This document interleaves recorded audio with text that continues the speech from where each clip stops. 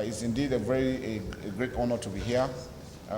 Being that this is the maiden edition, I think it's something that we should look up to. For me, I think it's important that we look beyond just saying it, practicing it, to also doing it. Most instances, if you notice what the contemporary security challenges we're facing, most of the colleges from depot, training institutions from NDA will still conduct conventional kind of training while we're fighting asymmetric kind of training. So there's always an issue to that. So I think it's good that we do this here, and then when we go out to the field, we ensure that we implement the same. I've just been from the theater sometime in January, and I observe that we always have that divide, and it confuses the troops. They don't know whether they are applying asymmetric warfare or they are doing conventional. So I think it's important that we have exercises like this, and at the end, we'll be able to also implement out in the field. I'm particularly elated and consider this joint exercise extremely relevant to the armed forces of Nigeria, particularly at this time when our country is grappling with various forms of security challenges. As we are all aware of, the provisions of security remains a cardinal pillar of the administration of President Bola Ahmed Tinubu. I must state that the federal government has spent a substantial amount of resources in improving the capacities and capabilities of our armed forces to tackle these emerging security challenges. The armed forces of Nigeria also accords high priority to joint training efforts aimed at improving our competencies and operational efficiency in the conduct of military operations for enhanced national security. This is in line with my leadership concept, which is to nurture a professional armed forces of Nigeria that is people-centric. Professional means we do things right, we are proactive, we are not just sitting ducks and waiting for the enemy to come. We anticipate ahead, we have foresight. That is people-centric.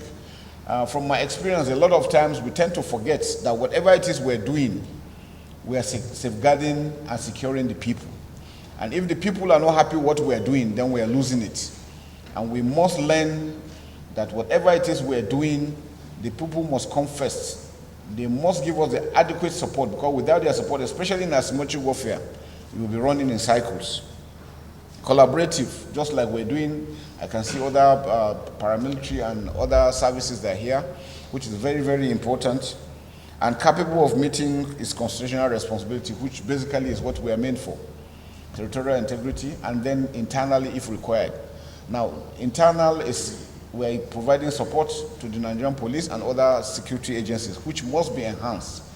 And that is very critical to what we're doing for us to enable us achieve our success in a joint environment. Critical. Because now no unit, no parastatal, no individual organization can do it alone. We have seen it happen over and over. Even if this rescue of non-combatant individuals, we need the collaboration of everybody in a joint environment. The imperative for jointness is a denominator common to my leadership concept and common philosophies of the service chiefs. It is pertinent to state that the armed forces of Nigeria is continuously advancing new training strategies aimed at building and strengthening resilience on the conduct of joint operations among the services. Recently, the training curriculum of the services war colleges were harmonized to provide the right training package for operational level commanders to gain requisite proficiencies in the conduct of joint military operations. In line with this, the Defense Headquarters approved the conduct of this joint training exercise to create opportunities for participants across the armed forces and sister agencies to synchronize efforts between the military, strategic, and operational levels of command. It is my belief that this training exercise will add in no small measure to better a lot of the participants in conduct of joint military operations at the grand strategic, military strategic and operational levels.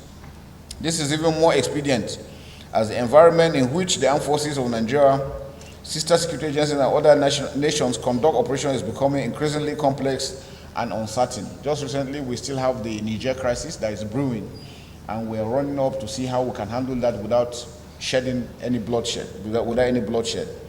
Thus, to be effective and efficient, we must train together at every given opportunity under conditions that are as realistic as possible. Realism in training is very important. Allow participants to make mistakes.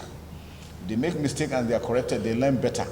But if you turn mistakes to punitive measures, nobody will want to do, everybody will want to just remain, and at the end, you find out that you are building zombies not individuals that are professionals. Let me clearly state that the Defense Headquarters views exercise trainers as a laudable step in the right direction, and I will support the college leadership at ensuring the exercise achieves its desired objectives. So congratulations the Commandant and staff.